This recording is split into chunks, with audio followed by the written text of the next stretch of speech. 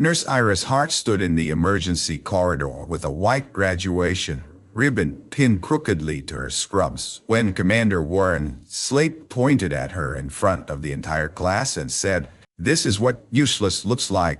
The applause from the ceremony died so fast the room seemed to lose oxygen. Behind Iris, the ER doors kept opening and closing, spilling radio calls, rushing footsteps, and the low whine of an unwanted military dog nobody had been able to place. Iris did not defend herself. She only looked down at the old brass tag in her hand, the one someone had slipped into her graduation folder by mistake. 3 letters were scratched into it, NQ-17. And when the wounded SEAL arrived minutes later, he stopped breathing calmly, only when he saw that tag.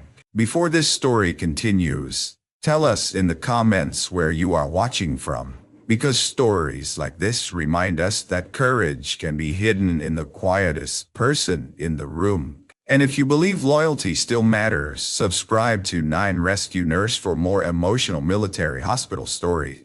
The graduation ceremony was supposed to last 20 minutes. It had been arranged in the white corridor between the old base hospital auditorium and the emergency department because Commander Slade liked symbolism. He wanted the graduating nurses to stand where they could hear real sirens beyond the glass doors, where they could smell disinfectant and coffee, where the polished floor reflected their shoes like a promise. A nurse earns respect beside pressure, he had said that morning, his dress uniform stiff, his silver hair sharp enough to look carved, not in comfort.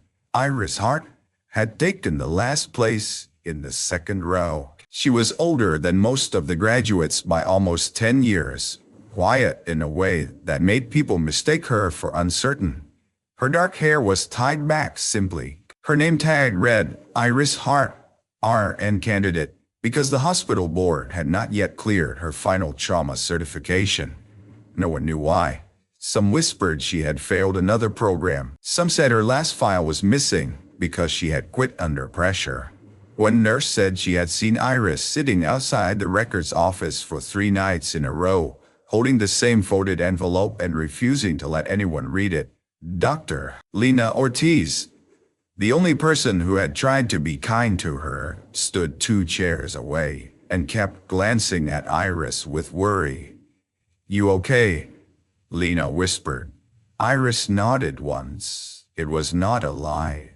Exactly. She was standing. She was breathing. That was all she required of herself. At the far end of the corridor, a German shepherd lay near the security desk with his head on his paws. His coat was graying around the muzzle, and his vest had been removed after 3 failed transfer attempts. The staff called him Ranger because that was the name on his intake form. But nobody seemed to know where he belonged. He had been brought in from a decommissioned military working dog unit 2 weeks earlier, stable but silent, refusing every handler, refusing food until Iris sat beside him after midnight and hummed under her breath. Since then, Ranger followed her whenever security forgot to close a door. The commander hated that. No animals in graduation formation. He had snapped earlier. "He won't move for anyone else, sir," a young corpsman had said. "Then find someone useful." That word had followed Iris all day. Useful. The graduates lined up beneath a banner that read Base Hospital Nursing Residency Class 9. Families gathered near the auditorium doors. Surgeons stood in clean coats. Officers from the base medical command stood in polished clusters, whispering about transfers and funding and reputation. Commander Slade stepped to the small podium. He smiled for the camera mounted on a tripod. "This class has endured pressure," he began. "Pressure reveals quality. Pressure reveals discipline. Pressure reveals who belongs in a military hospital and who merely wants the appearance of service." Iris knew before he looked at her. Some rooms warn you before they turn against you. A tiny tightening in the air. A glance that lasts too long. A silence from someone who had been friendly yesterday. Slade lifted a folder from the podium. Before we confer final graduation status, there is one unresolved candidate. Lena's face changed. Iris felt Ranger's head lift from across the corridor. Candidate Iris Hart, Slade said. Step forward. The floor seemed much longer than it had a minute earlier. Iris walked to the front. Her hands stayed at her sides. She did not look at the families. She did not look at the phone being lifted. Slade opened the folder. Your prior service documentation remains incomplete. Your emergency judgment evaluation remains disputed. And this morning, instead of reporting to final review, you entered a restricted holding area and interfered with the transfer of a retired military working dog. A few people turned toward Ranger. He was distressed, Iris said quietly. Slade leaned toward the microphone. Speak up. The room deserves to hear excuses clearly. Iris lifted her eyes. He was distressed, sir. His pulse was elevated. He had not eaten. The handler assigned to him used the wrong command set. He responded to medical stabilization. Someone in the back laughed under their breath. Slade closed the folder with one hand. A dog does not determine your graduation. Oh, sir, missing records do. Iris swallowed. The envelope inside her pocket felt heavy. She had carried it for years. It contained copies of requests, denials, fragments of mission log, and one sealed authorization she had never shown, because showing it would force other names into the light. Slade watched her silence and mistook it for weakness. For 12 weeks, he said, this hospital gave you a chance to prove you could function under authority.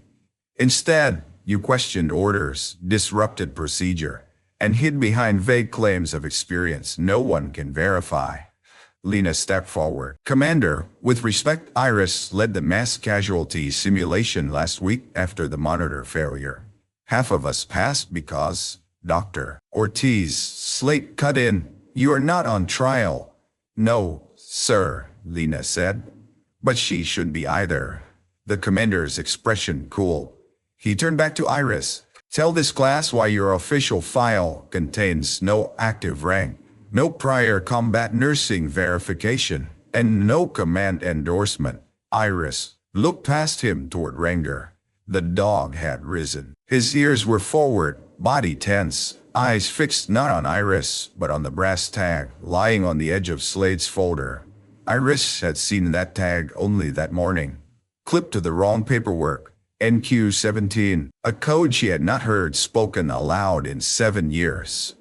I cannot discuss sealed records in a public corridor, Iris said. A murmur moved through the crowd. Slade laughed once, without humor. Convenient. He lifted the white ribbon from the podium, the ribbon each graduate was supposed to receive before being pinned. This ribbon is not decoration, he said. It represents competence, trust, usefulness. Then he let it drop onto the floor between them. The sound was tiny, but everyone heard it. I will not graduate someone who becomes a liability the moment pressure arrives, Slade said. Iris Hart, in my judgment, you are unfit for this hospital's emergency service. Lena whispered. No. Slade looked at Iris in front of the whole corridor and said the sentence that would travel through every phone recording before nightfall. This is what useless looks like. The first laugh came from one of the visiting administrators. Small, nervous, cruel because it was safe. Then another, not loud, not enough to become a scene, just enough to tell Iris she was standing alone. Ranger crossed the corridor. A security guard reached for his leash, but the dog moved past him with slow certainty. He stopped beside Iris and pressed his shoulder against her leg. The gesture was so deliberate that the laughter faded. Slade's jaw tightened. Remove that animal. Ranger gave a low warning sound, not aggressive, just final. Iris bent slowly and picked up the fallen ribbon. She did not pin it to herself. She folded it once and held it beside the brass tag. Then the ER radio cracked from the nurse's station. Inbound from Southgate, military transport. One SEAL operator, unstable vitals, classified escort, ETA 2 minutes. The corridor shifted instantly. The graduation audience broke into anxious movement. Nurses turned toward the ER doors. Officers reached for phones. Slade straightened. Suddenly, Commander again. Clear this corridor, he ordered. Graduation is suspended. Emergency team to intake. Iris stepped toward the ER. Slade blocked her with his arm. Not you, sir. If he is coming from Southgate, the ambulance will use the East Bay. The East Bay monitor has been dropping signals since morning. Move him to trauma 2. Not one. Slade stared at her. You were dismissed. Trauma 1 has a faulty wall oxygen alarm, Iris said. It chirped during setup. I reported it twice.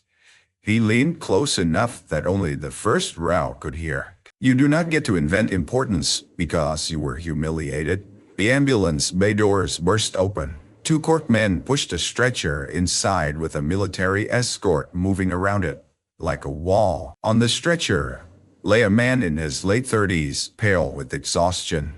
One hand strapped loosely for safety, the other clenched around something dark.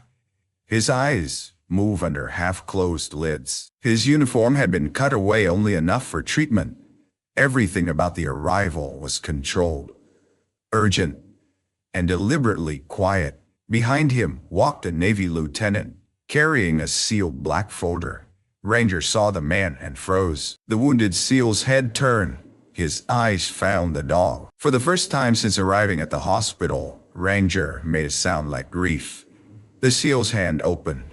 Inside his palm was a torn patch with the same code as the brass tag, NQ-17. Iris felt the world narrow to the space between that patch and the old dog pressed against her leg.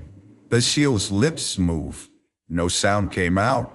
Slade snapped. Trauma 1. Now, Iris stepped forward despite him. Not trauma 1, she said. The commander turned on her in full view of everyone. You have no authority here. The SEAL's monitor gave a sharp warning tone. Ranger moved closer to the stretcher, ignoring every command from the escort. The wounded man's breathing grew faster until Iris leaned in, placed 2 fingers gently on the rail, and spoke a phrase she had promised never to use again. Easy, night quarter. You made the door. The SEAL went still. So did the escort. So did Commander Slade. The lieutenant with the black folder looked at Iris as if he had seen a ghost. And Ranger, the unwanted dog no one could place, lowered his head against the stretcher and closed his eyes. Families were moved back into the auditorium. The banner was torn loose from one corner by the rush of air as the trauma door swung open. The white ribbons that had been stacked neatly on the podium scattered across the polished floor. Some stepped on by boots, some sliding under chairs, one still folded in Iris' hand. Slade took command of the room loudly, as he always did when he sensed doubt. Trauma 1, he repeated. Full team, Dr. Ortiz, airway support. Corsman Bell, call radiology. Security, remove the dot move. The wounded SEAL's hand tightened on the rail whenever anyone pulled the dog away. Iris stood 3 feet outside the trauma bay threshold, exactly where Slade had ordered her to stop. Her body obeyed. Her eyes did not. They tracked the monitor, the oxygen line, the position of the stretcher wheels, the slight tremor in the SEAL's left hand, the black folder under the lieutenant's arm. Lena looked over her shoulder. Commander, Trauma 1's wall alarm just flickered. Use portable backup.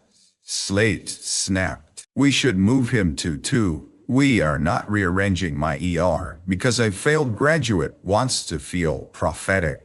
The words hit the room harder than he intended. Even the coarse man glanced at Iris. She said nothing. That restraint enraged him more than argument would have. The Navy lieutenant stepped close to Slade. Sir, The patient's transfer instructions specified minimal stimulation and familiar cues. I read the instruction, Slade said. With respect, the dog might be a familiar cue. The dog is unsanitary and unauthorized.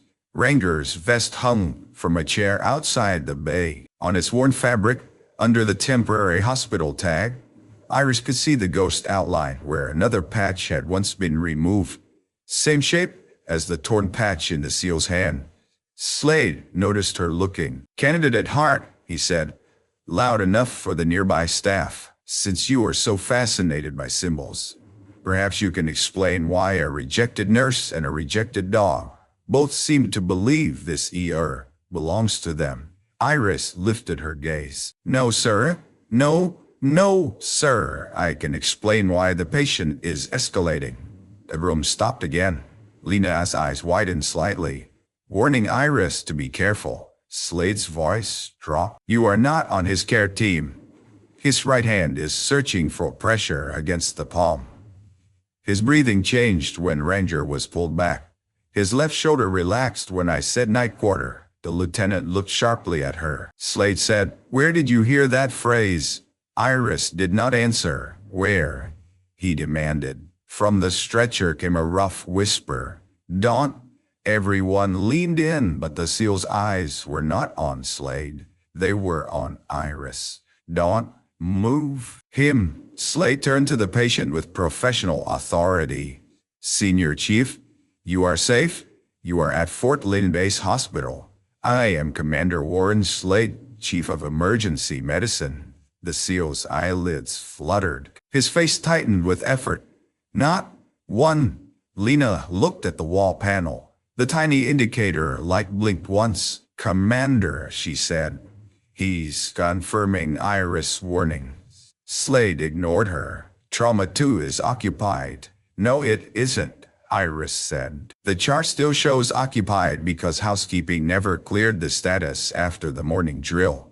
The room is empty. A nurse checked the board. Her face changed. Trauma 2 is clear. The silence that followed was not admiration yet. It was discomfort. The kind people feel when the person they mock turns out to have seen something they missed. Slade's nostrils flared. Move him to Trauma 2, he said, as if it had always been his decision. The team shifted quickly. Iris stepped back to let them pass, but the SEAL's hand reached toward empty air as the stretcher rolled by. It was not strong enough to grab anything. Still, Ranger rose and followed. Security moved in. Iris held up one hand. Let him walk beside the rail. Do not touch his collar. Candidate Hart, Slade warned. If the patient's vitals remain calmer with the dog present, removing him creates risk. She's right, Lena said. The lieutenant added quietly, the transfer note allows familiar stabilizing presence if medically appropriate. Slade turned to him. And who wrote that note? The lieutenant hesitated. That portion is sealed, sir. Iris saw Slade's eyes narrow. Sealed records had been a weapon when aimed at her. They became a threat when aimed at him. In Trauma 2, the lights were softer. The portable monitor worked cleanly. Ranger lay where Iris pointed, near the foot of the bed but out of the team's way. The SEAL's breathing steadied. Slade assigned everyone a task except Iris. She remained outside the glass. Through the doorway, she watched the man's face, older now, leaner, scarred by time in ways no medical chart measured. But she knew him, not by name at first, by the way he fought panic with silence, by the rhythm of his fingers tapping twice, pausing, then once against the sheet. 2. Pause. 1. A field signal. Alive. Holding. Confirm. Iris pressed her thumb into her palm until the memory passed. 7 years earlier, a transport bay had smelled of rain, fuel, and burned wires. Men had shouted call signs over a radio that kept breaking. A dog had refused to leave a fallen handler's pack. A young nurse captain had made a choice that saved 4 lives and erased her own. She shut the door on the memory before it opened fully. A courseman approached with a clipboard. "Ma'am, Commander Slade wants you away from the ER until the board reconvenes." "I understand. You have to wait in the auditorium." "I understand," Iris repeated. Ranger lifted his head at the sound of her voice. The SEAL opened his eyes. His gaze found her through the glass. Then his fingers moved again. 2. Pause. 1. Lena saw it. She stepped out of trauma 2 and came to Iris, lowering her voice. "What is night quarter?" Iris looked at the old brass tag in her hand. Your file." "No." Iris closed her fingers around the tag. "A mission that should have stayed closed." Lena's expression softened. "Iris, if that mission proves you served, you need to tell them." "I can't." "Because of Slade?" Iris did not answer fast enough. Lena understood anyway. Inside Trauma 2, Slade began questioning the lieutenant. His voice was too low for the corridor, but his posture had changed. He was no longer dismissing the code. He was afraid of it. A printer at the nurse's station activated suddenly. The charge nurse frowned and lifted the first page. "Commander," she called. Slade stepped out. "What is it?" It came through the secure line with the patient transfer packet. "Delayed page." She handed it to him. Iris could see only the header from where she stood. "Naval Special Warfare Medical Incident Addendum." Below it, a mission code, NQ-17. The commander's eyes moved down the page. For 1 second, all color left his face. Then he folded the paper and put it into his pocket. So did Ranger. The dog rose slowly, not barking, not threatening, just watching the man who had hidden the page. Slade turned to security. "Escort Candidate Hart to the auditorium." Lena stepped between them. "Why?" "Because the graduation board is reconvening immediately." Iris' voice stayed calm. "Am I permitted to bring my folder?" Slade looked at the brass tag in her hand. "No." That was the moment Iris knew he remembered. Not everything. Maybe not her face under 7 years of silence and a different last name. Maybe not the nurse who had held a radio together with tape and prayer while the night collapsed around them. But he remembered the code. He remembered enough to fear the file, and fear made proud men careless. The auditorium no longer looked like a celebration. The families had been asked to leave, but many lingered in the lobby beyond the glass. Graduates sat scattered instead of in rows.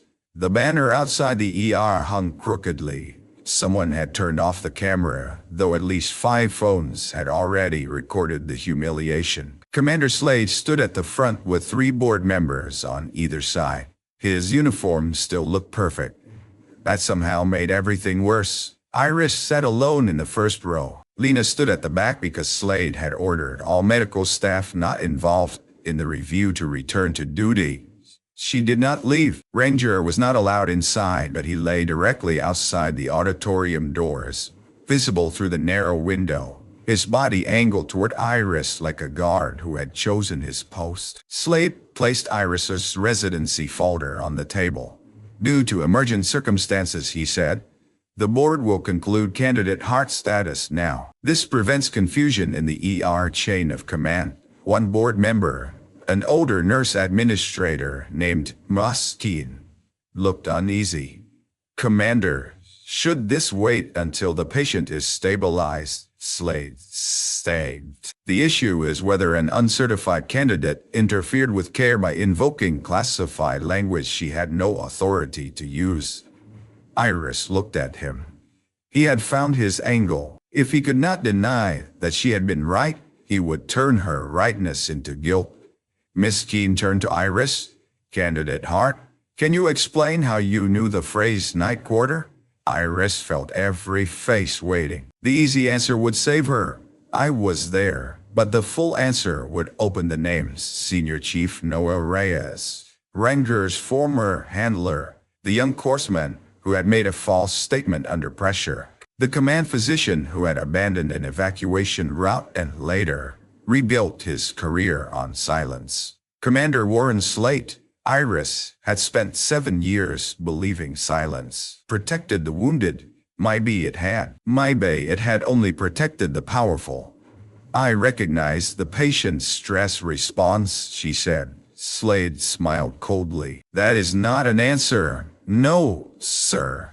Then answer. I cannot discuss sealed operational language in an open board. There it is again, he said, turning to the others. A candidate with no verified rank claiming protection under sealed authority. Miss Keene folded her hands. Commander, the secure packet might clarify. There was no relevant clarification. Iris looked down at his pocket. Slade saw the glance.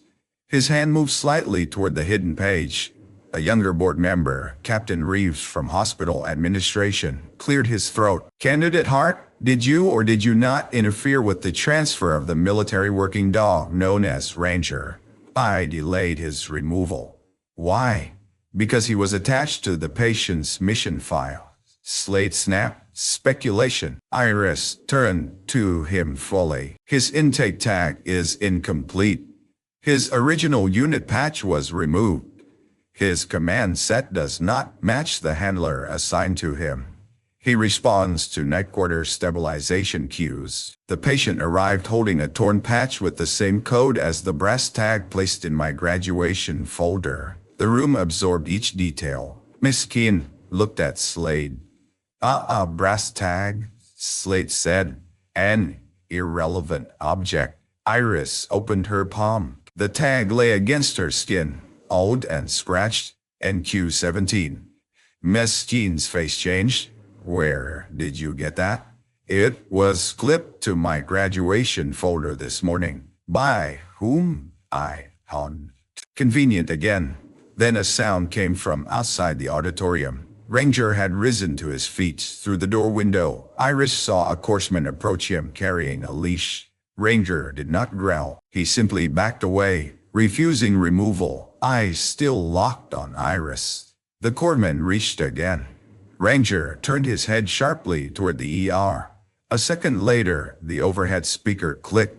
Commander Slade to Trauma 2. Commander Slade to Trauma 2 immediately. Slade's irritation flashed. This review is not finished. The speaker clicked again. This time it was Lena's voice, strained but controlled. Commander, the patient is asking for the nurse. Slade pressed the intercom button near the auditorium wall. Dr. Ortiz, continue standard care.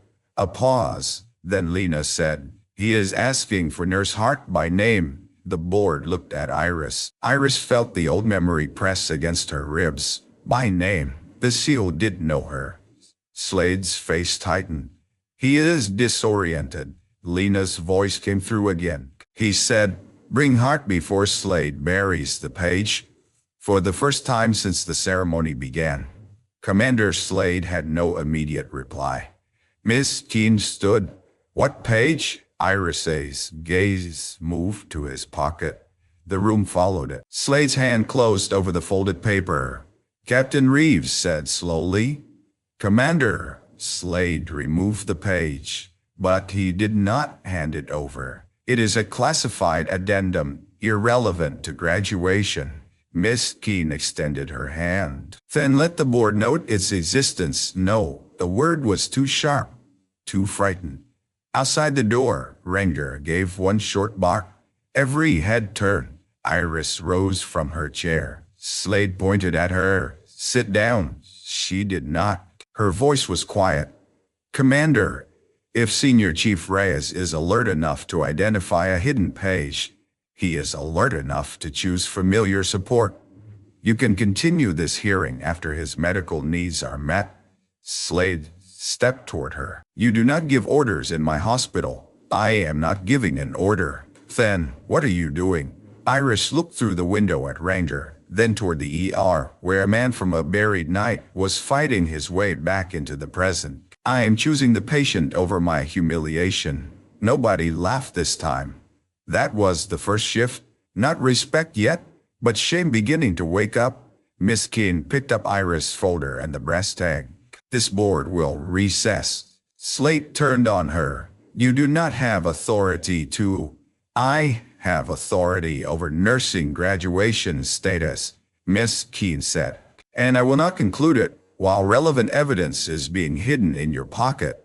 The commander's face went still. In the silence, the auditorium doors opened. Ranger walked in first. No one had allowed him. No one stopped him. He crossed the room and sat beside Iris, placing one paw gently on the toe of her shoe. Around his neck, tied to his temporary collar, was a faded strip of fabric that had worked loose from beneath the hospital tag. Iris bent and turned it over. There, in worn black stitching, was another word. Heart.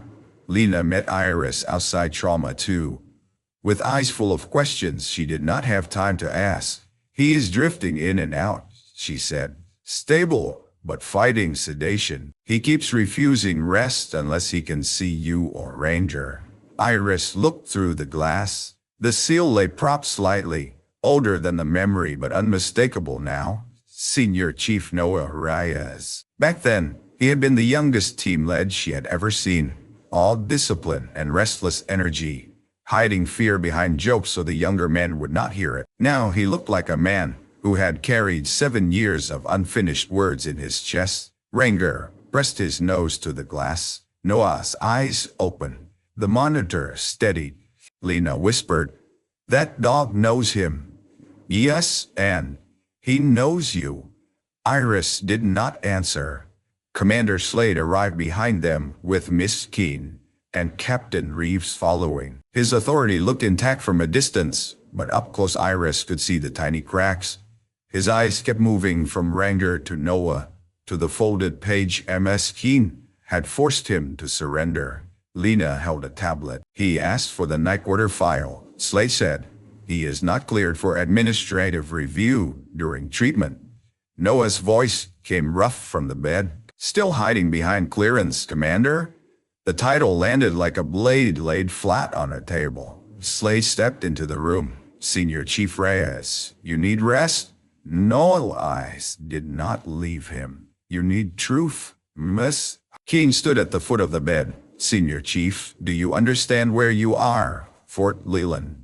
Do you know the date?" He gave it. "Do you know why you asked for Nurse Hart?" His gaze moved to Iris at the doorway. For a moment, his expression changed from pain to recognition so deep, it made the room feel too small. "She kept the door open," he said. Slade exhaled impatiently. "This is not medically useful." Noah's hand twitched toward Ranger. The dog rose on silent paws and came close enough to rest his chin near Noah's fingers. The SEAL's breathing eased.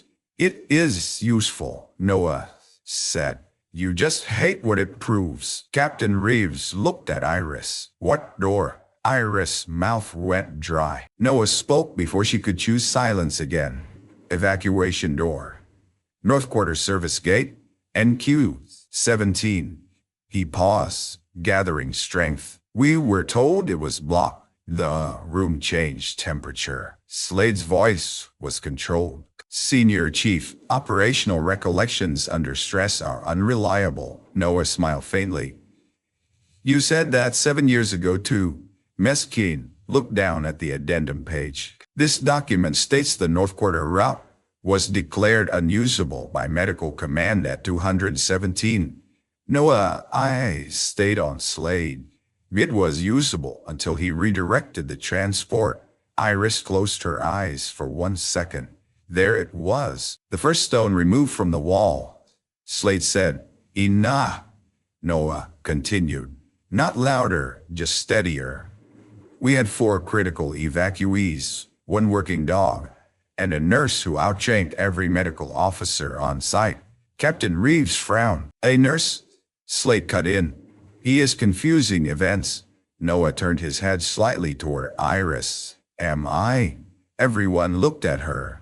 The old fear rose, not fear for herself, that had burned out years ago. Fear for the people who had survived and rebuilt lives around carefully edited memories. Fear that truth, once open, would not walk politely.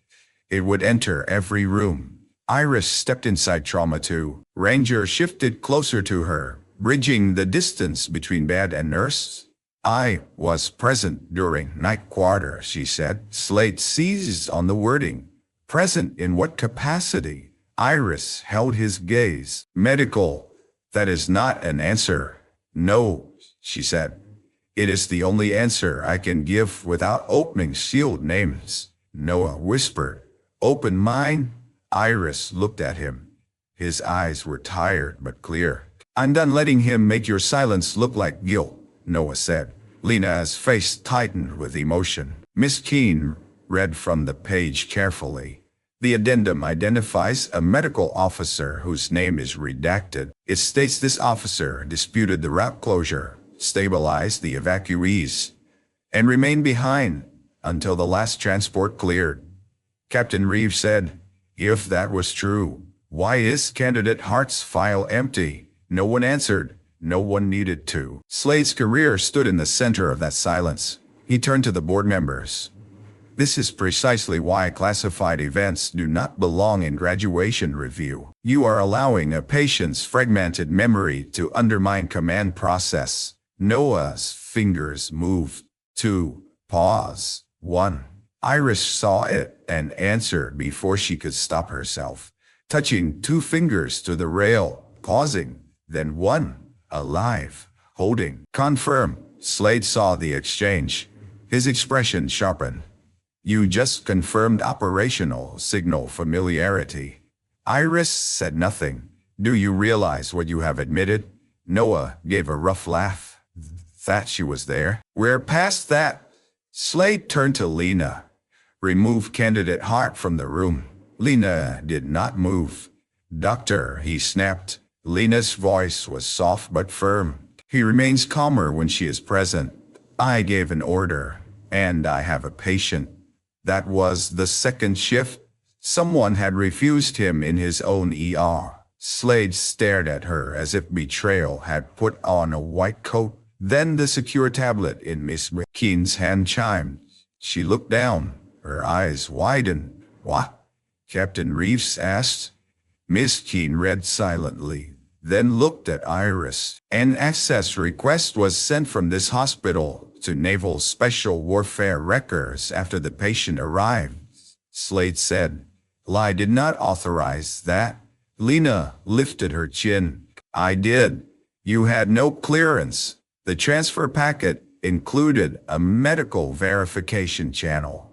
I used it. Miss Keene's hand trembled slightly as she scrolled.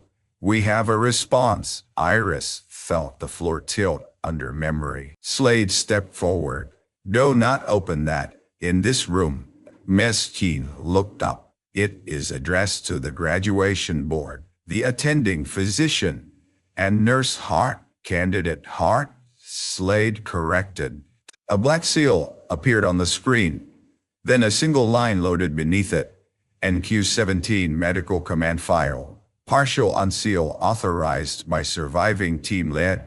Noah closed his eyes. Ranger leaned against Iris' leg. Slade went perfectly still. Miss Keene opened the file. The first image was old and grainy, taken under emergency lights. A younger Noah on a stretcher. Ranger beside him. Younger too, ears alert, and kneeling between them. One hand on the dog's vest and one hand on a radio was Iris Hart. Except the name under the photograph was not Iris Hart. It was redacted. Only the rank remained visible. Captain. Captain Reeves whispered. Captain, Slade said immediately. There are many captains. Iris did not move. The file had opened only a crack, but a crack was enough for light to get in. The board reconvened in the ER corridor because nobody trusted closed rooms anymore. That was Miss Keene's decision. If a woman can be humiliated publicly, she said, looking directly at Slade, then the correction should not be hidden privately. Word had spread through the hospital with the speed of guilt. The graduates returned quietly, no longer laughing. Families stood at a respectful distance. Coursemen pretended to check supply carts so they could hear. The crooked graduation banner still hung over the corridor, now less like decoration and more like evidence. Iris stood near the wall with Ranger at her side. She wanted to disappear. It was a strange thing to spend years wishing someone would believe the truth, then feel terror when belief finally approached. The body learns survival in silence. It does not easily accept vindication. Lena stood beside her. "You don't have to carry him anymore," she whispered. Iris knew she meant Slade. She knew she meant the file. She knew she meant the old night. "I wasn't only carrying him," Iris said. Lena waited. "I was carrying everyone who survived." Before Lena could answer, the trauma 2 doors opened. Noah was not strong enough to stand, but he insisted on being moved close enough to see the board. The team brought him in a reclining chair with monitors discreetly attached and a blanket over his lap. Ranger rose instantly, then settled beside him when Iris gave a soft command. With a rush that command with open resentment, Keen held the secure tablet. "For the record," she said, "this is an emergency review of candidate Iris Hart's graduation, denial, and the associated relevance of Night Quarter File NQ-17. Present are Commander Warren Slade, Captain Reeves, Dr. Lena Ortiz Sr., Chief Noah Reyes, and the candidate." Noah lifted his hand slightly. "Not candidate," Slade said. "Senior Chief, you are here as a patient witness, not a board authority." Noah looked at him. "That's more authority than you gave the truth." A murmur moved through the corridor. Miss Keen tapped the tablet. The partially unsealed file confirms that a medical officer identified by redacted name and visible rank, Captain, served as medical command authority during NQ-17. It further confirms this officer disputed the route closure and preserved a field report that was later sealed. Captain Reeves asked, "Why was her current file blank?" The tablet chimed again before anyone answered. Miss King read the update. "Because the officer's identity was placed under protective administrative seal after a command dispute and subsequent inquiry." Slade's face hardened. "That inquiry cleared the command chain," Noah said. "No, it paused because 2 witnesses couldn't speak and 1 witness had 4 legs." Everyone looked at Ranger. The dog's ears lifted. Iris felt the corridor soften around him. The unwanted dog. The animal they had tried to transfer away, dismiss, remove, and forget. He was not dramatic. He did not understand boards or rank or sealed files, but he remembered voices. He remembered voices. He remembered the person who had stayed. Keen scroll. "There is a 9 handling notation attached," Slade said. "A dog notation is not command evidence. It is part of the incident chain," Miss Keen replied. "The working dog carried a secondary location tag after separation from his handler. That tag preserved the North Quarter route code." Iris looked down at the brass tag in her palm. NQ-17. Ranger had carried it once. Somehow, 7 years later, it had found its way back into her folder. Captain Reeves said, "Who placed the tag in candidate Hart's graduation packet?" A young courseman near the nurse's station raised his hand halfway, terrified. "Sir, I did." All eyes turned. His name was Bell. The same courseman Slade had barked orders at earlier. He looked barely old enough to have grown into his uniform. Slade's voice became dangerous. "Explain yourself." Bell swallowed. Ranger kept sleeping outside records every night. Same cabinet. I thought he smelled food or something, but when I checked, I found an old evidence pouch stuck behind the lower drawer. The tag was inside with a damaged intake strip. "Why put it in her folder?" Miss Keen asked. Bell looked at Iris. Because Ranger only stopped pacing when Nurse Hart came near it. I thought maybe it belonged to her. The simplicity of it broke something in the room. Not a conspiracy. Not a grand plan. A dog remembered. A young horseman noticed. A tag came home. Slade shook his head. This is sentimental nonsense. Noah's voice cut through, quiet but merciless. You said that when she stayed behind too. Iris closed her fingers around the tag. Miss Keene turned to Slade. Commander, were you present at NQ-17? He did not answer immediately. That was enough. The corridor understood before he spoke. I was attached to regional medical logistics, he said. Briefly. Noah laughed once. Lena moved toward him, but he waved gently that he was all right. Briefly, Noah repeated. You redirected the first transport. You marked North Quarter unsafe because using it would have exposed that you moved assets out of order. Slade's face flushed. You are making accusations under medication. I've been waiting 7 years to make them sober. Iris stepped forward. Senior Chief, he looked at her, and his anger softened. No, he said. You protected my name. You protected Ranger's handler's family. You protected the young medics who signed what they were told. And he used that silence to call you useless. The corridor went very still. There it was. The title, returning with consequence. Slade turned to Iris. Tell them then. Tell them everything. Tell them you abandoned your post. The word struck her like an O-slap. For the first time, Iris' calm cracked. It did not need to be. Ranger stood. Noah's eyes closed as if he had waited years to hear her say it. Slade stepped closer. Your own file was sealed after you failed to report to extraction. I failed to board the first extraction, Iris said, because 4 patients were still inside. You disobeyed route command. I disobeyed a false closure. You had no proof. I had Ranger. A murmur moved through the crowd. Iris lifted the brass tag. He came through the North Quarter door carrying this tag and the handler's strip. He proved the route was open. I sent the patients through it. Senior Chief Reyes was one of them. Miss Keene read rapidly, matching Iris' words to the file. Noah added, she stayed until the last stretcher cleared. Captain Reeves looked at Slade. Man, the official summary.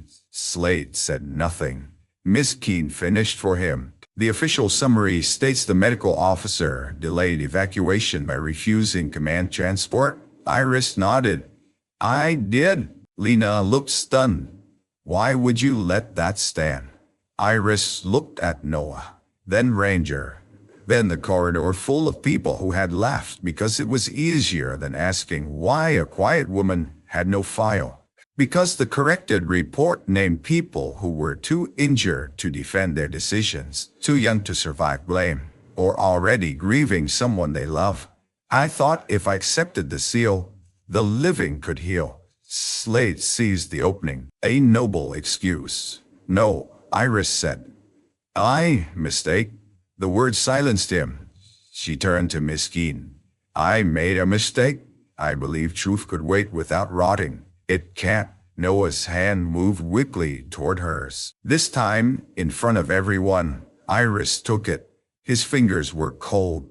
He whispered something too soft for the corridor.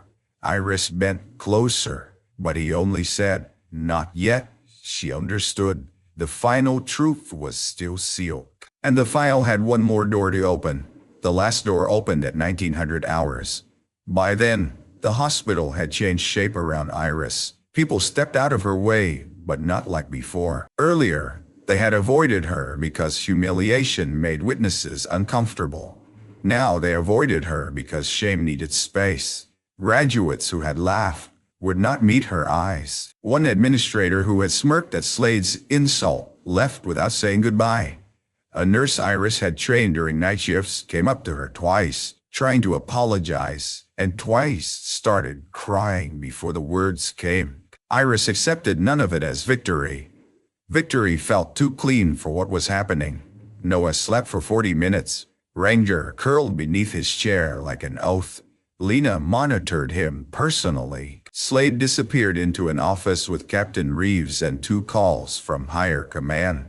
When he returned, his face was controlled again, but his authority had shrunk. He still wore the same rank. He still had the same voice. Yet something essential had moved out of him and into the file. At 1857, the secure tablet chimed in Miss Keene's hands. She read the message once, then again.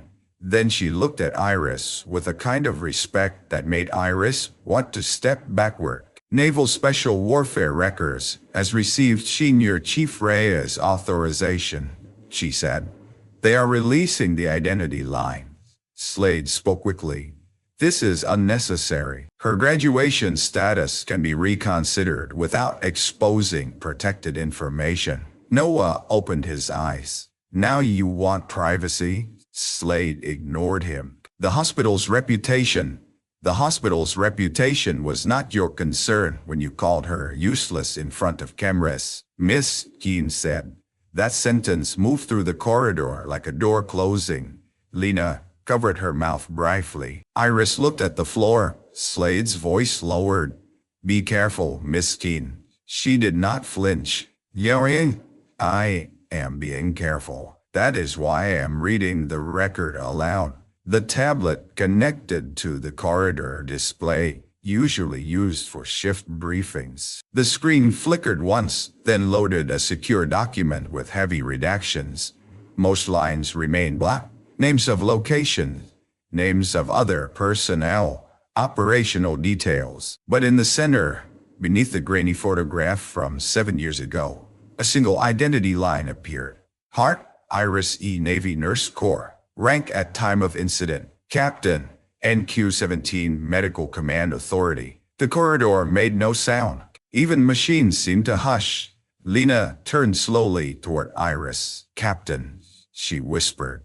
Iris could not look at her. The word did not feel like honor. It felt like a uniform pulled from a grave. Slade recovered first. Rank at time of incident does not establish current authority. Another chime. Miss Keene, read the next line. Administrative seal maintained pending reinstatement review. Current reserve status. Active pending verification. Rank retained. Captain Reeves stared at the screen. Retain. Miss Keene's voice shook. Captain Iris Hart remains a commissioned Navy Nurse Corps officer under protected status. Now the room looked at Slade.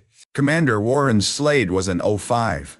Captain Iris Hart was an 06. He had called a superior officer useless at graduation.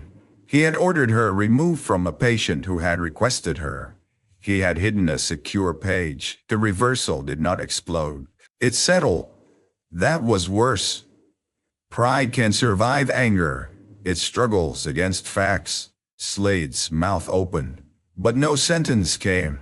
Noah shifted in his chair, grimacing slightly with the effort. Iris moved automatically, but he lifted a hand to stop her. His eyes were on Slade. You asked what useless looked like, Noah said. The corridor held its breath. Noah nodded toward Iris. It looked like the person who stayed after useful men ran out of courage. No one moved. Ranger stood and walked to Iris. He pressed his body against her leg the way he had during the humiliation. Same corridor, same witnesses, same dog. Everything else had changed. Iris bent and placed her hand on Ranger's head. His fur was warm beneath her fingers. Miss Keene stepped forward with the graduation ribbon. The same ribbon Slade had dropped on the floor. Someone had cleaned it. It was still creased where Iris had folded it. Captain Hart, Miss Keene said, correcting herself with visible emotion. This board owes you more than graduation. Iris shook her head. No. Lena whispered. Iris. No, Iris repeated. Not harshly. Do not make this into a ceremony yet. A man is still a patient. A dog still needs correction. A file still needs correction. And the graduates still need to learn that respect is not something a commander hands out like a ribbon. Miss Keene lowered the ribbon. Iris turned to the graduates. Some looked ashamed, some frightened, some inspired in the shallow way people become when they witness drama but not cause. She spoke to all of them anyway. You will be tired. You will be scared. Someone above you will be wrong one day, and they might be loud enough to make wrong sound official. When that happens, do not chase pride. Chase the patient. Chase the truth. And if you cannot save your reputation and your patient at the same time, save the patient first. Her voice almost broke. She looked at Ranger. But do not wait 7 years to come back for your name. The young corsman Bell wiped his face with his sleeve. Lena was crying openly now. Noah smiled faintly. Slade said, very moving. The bitterness in his voice ruined whatever dignity he had left. Captain Reeves turned to him. Commander Slade, pending review. You are relieved from emergency command. Slade stared. You do not have the authority. A new voice answered from behind the crowd.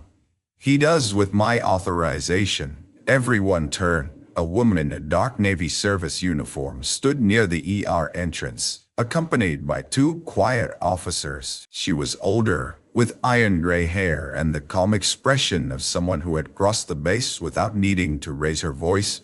Rear Admiral Voss, Captain Reeves said, straightening.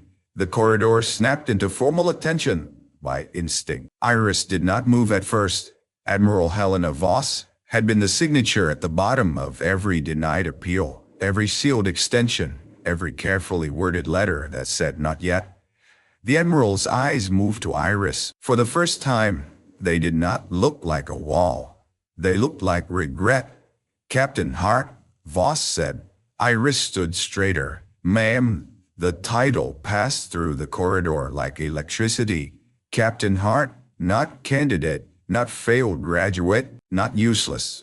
Voss approached slowly. Senior Chief Ray's statement triggered a mandatory review. The NQ-17 seal is being amended. Your name will be restored to the corrected medical action record. Iris felt the words but could not yet believe them. Slade spoke through clenched teeth. Admiral, this is an internal hospital matter. Voss looked at him. No, Commander. It became a command matter when you concealed a secure addendum and attempted to discredit the officer named in it. His face drained. The inquiry will determine intent, Voss continued. Until then, you will surrender authority. 2 officers moved beside him. Slade looked around the corridor, perhaps searching for someone still willing to stand with his version of events. He found no one. Not because everyone had become brave, because the file was open now. Some truths do what courage cannot. They remove hiding places. As Slade was escorted toward the administrative wing, he stopped beside Iris. For 1 second, old anger flared in his eyes. You think this gives you back 7 years? He said quietly. Iris met his gaze. No, she said. But it gives me back tomorrow. He had no answer for that. When he was gone, the ER noise returned, little by little. A phone rang. A cartwheel squeaked. Someone laughed nervously and then stopped. Life, embarrassed by its own interruption, resumed. Noah exhaled. Now, he whispered. Iris turned to him. His face had gone pale from exhaustion, but his eyes were clear. He lifted one hand, asking her closer. She knelt beside the chair so he would not have to strain. The corridor watched. Noah's voice dropped so low only those nearest heard it, but the silence carried the words anyway. Captain Hart, he whispered. Night quarter, confirms medical command. The effect was immediate. Every officer in the corridor understood the formal recognition. Every nurse understood the human one. Every witness understood that the wounded SEAL had not simply remembered her. He had restored her authority aloud. Lena covered her heart. Keene bowed her head. Ranger placed one paw gently across Iris' shoe, and Iris, who had not cried when she was called useless, who had not cried when her ribbon hit the floor, who had not cried when her hidden rank appeared on the screen, finally lowered her forehead to Noah's hand and let one tear fall where no camera could turn it into performance. The graduation ended after midnight, not because the ceremony required that long, but because nobody knew how to return to ordinary celebration after watching a woman's name rise from a sealed file like a life pulled from deep water. The families had gone home. The auditorium lights were dimmed. The corridor banner was finally taken down. In the quiet after visiting hours, the graduating nurses gathered one last time near the ER doors, not in rows, but in a loose circle. Keen held the ribbons. She did not stand at the podium. "There are traditions," she said softly. "And then there are moments that teach us why traditions exist." She called each graduate by name.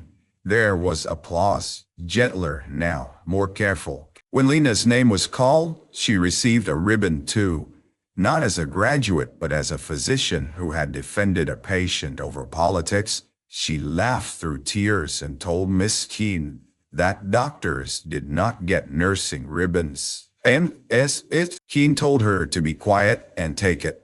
Then only one ribbon remained, the creased one. Iris stood with Ranger beside her.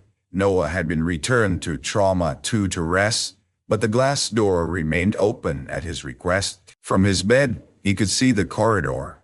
His monitor pulsed steadily. For the first time all day, his face looked peaceful. Admiral Voss stood near the nurses' station, speaking quietly with Captain Reeves. Commander Slade's office had been sealed. The hidden addendum had been copied to 3 authorities. Bell, the young corpsman, had been told he was not in trouble for placing the tag in Iris' folder. He had cried harder at that than at being questioned. Miss Keene stepped toward Iris. "I do not know whether this ribbon is too small for what you are owed," she said. "It is," Lena muttered. A few people smiled. Iris touched the brass tag in her pocket. "It isn't too small," she said. "It just means something different now." Miss Keene pinned it carefully to Iris' scrubs. For a moment, Iris saw herself reflected in the dark glass of the ER doors. Tired eyes, simple scrubs, a white ribbon, a dog leaning against her leg. She did not look like the photograph in the file. She did not look like Captain Hart of NQ-17. She looked like a nurse who had survived being erased and still came when a patient needed her. My B-Bay, that was the only rank that had ever mattered. Admiral Voss approached after the applause faded. "Captain Hart," she said, "your reinstatement review will begin tomorrow. You have the right to counsel and representation. You also have the right to decline public honors until the inquiry concludes." "I don't want honors." "What do you want?" Iris looked through the trauma room glass at Noah. Anger followed her gaze. "I want the corrected report to name everyone truthfully without punishing the people who were trapped under bad orders." Voss nodded. No, what else?" Iris looked down at Ranger. "He is not unwanted." The Admiral's expression softened. "No," she said, "he is not. His placement should be with medical rehabilitation until Senior Chief Reyes can decide whether he is able to take him."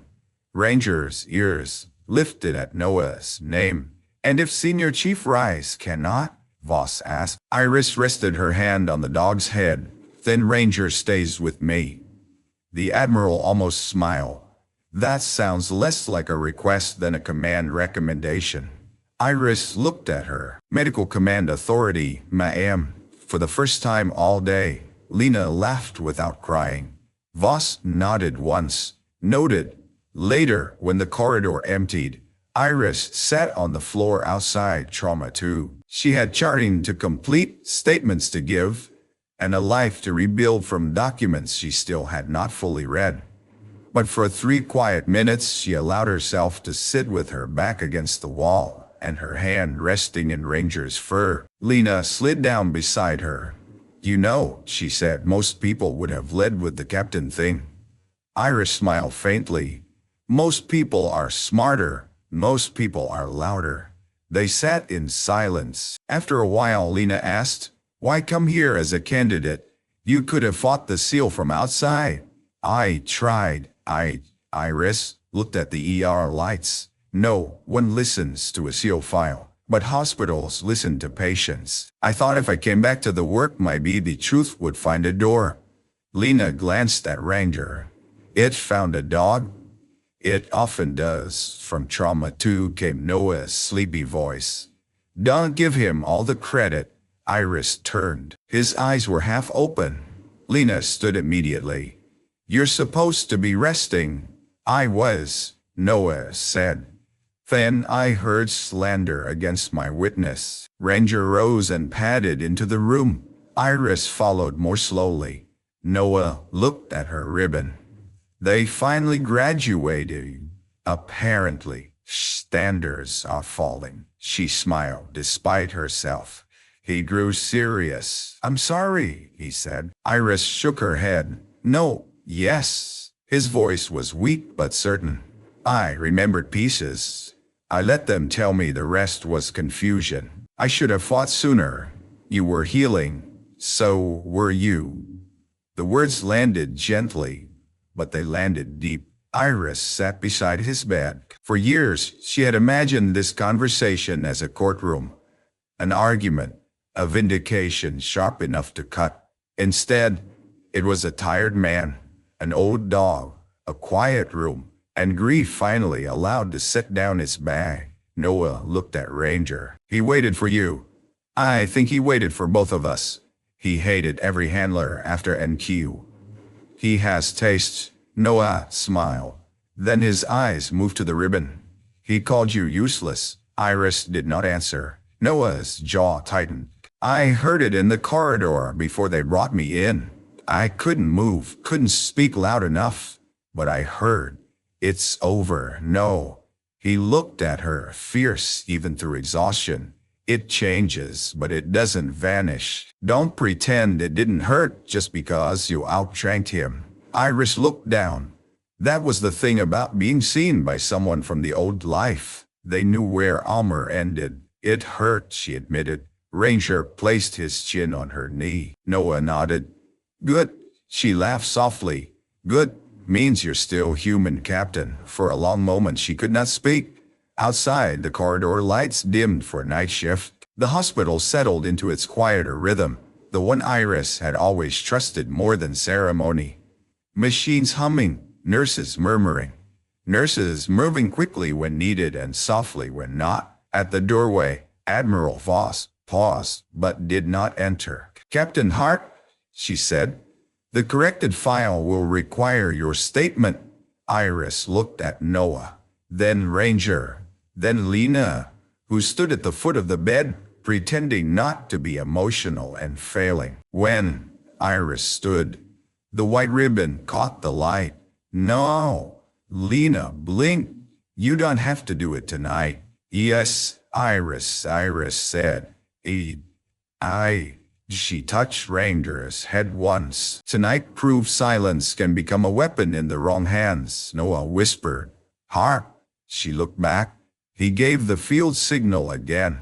2, pause. 1, alive, holding, confirm. This time, Iris answered not with her fingers, but with words. Confirmed. Then she walked down the ER corridor, not as a dismissed candidate, not as a humiliated nurse, not as a rumor with missing records, but as Captain Iris Hart, Navy Nurse Corps, the woman who had been called useless at graduation, until a wounded SEAL whispered her rank and changed everything. And behind her, Ranger followed, not unwanted, not forgotten, home.